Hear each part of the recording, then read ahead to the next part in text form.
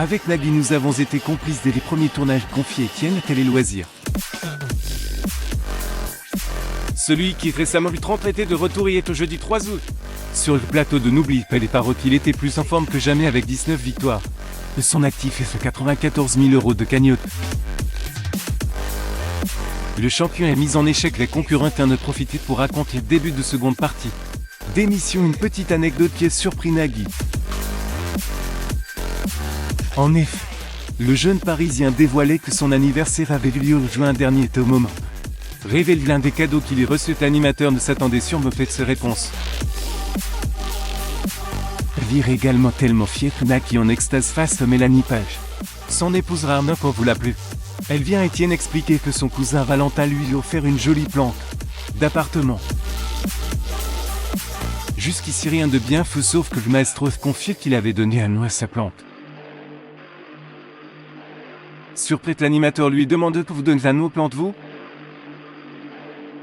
Forcé note lui répondait alors Étienne.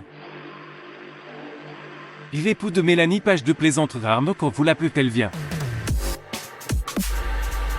Il demandait ensuite au public si lui aussi donnait un nom à ses plantes. Cette quoi les personnes présentes répondu négativement. On était chaud normaux vous voyez se moquait-il. Curieux. Nagui lui demandait alors quel nom avait été choisi et réponse était de ses attentes. Mon cousin m'a dit, je l'ai déjà nommé. Cette plante s'appelle Nagui, t'assure Étienne. Suite au rire sur le plateau, le présentateur mentionnait le fait qu'on avait déjà donné son prénom lâché.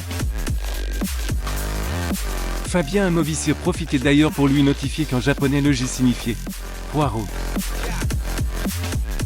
Même toi en japonais Nagui ça devient poireau.